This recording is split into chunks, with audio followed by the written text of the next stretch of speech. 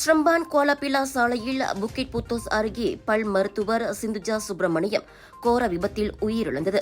குடும்பத்திற்கும் சுகாதார அமைச்சுக்கும் பெரும் இழப்பாகும். சிந்துஜாவின் குடும்பத்தாரை நேரில் கண்டு இரங்கல் தெரிவித்த போது செனட்டர் டாக்டர் லிங்கேஸ்வரன் இவ்வாறு கூறினார். மேலும் சுகாதார அமைச்சர் டத்தோஸ்ரீ டாக்டர் ஜுல்கிஃப்லி அம்மாட்டின் அனுதாபத்தையும் குடும்பத்துக்கு அவர் தெரிவித்தார். கோலாபிலா துவன்கோ அம்புவான் நஜியா மருத்துவமனையில் பல் மருத்துவம் மற்றும் முக தாடை அறுவை சிகிச்சை பிரிவில் சிந்துஜா பணியாற்றியவர். அவர் சமூக பிரச்சினைகளிலும் அக்கறை காட்டியவர்.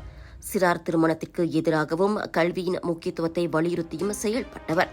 பணியிட வேறுபாட்டால் வாரந்தோறும் சிரம்பானுக்கு பயணம் செய்து கணவரை சந்தித்து வந்தார். இந்நிலையில் செவ்வாய்க்கிழமை நிகழ்ந்த அந்த கடைசி சந்திப்பு இன்று குடும்பத்திற்கு பெரும் நினைவாக இருக்கிறது. இந்த சம்பவம் சுகாதாரத்துறையில் தம்பதிகள் வேறு இடங்களில் பணியமர்த்தப்படுவதால் ஏற்படும் சவால்களை மீண்டும் வெளிப்படுத்துவதை லிங்கேஸ்வரன் சுட்டிக்காட்டினார். டாக்டர் சிந்துஜாவின் ஆன்மா சாந்தி அடையவும் இத்துயரத்தை எதிர்கொள்ள குடும்பத்தினர் தைரியம் பெற பிரார்த்திப்பதாகவும் அவர் கூறினார்.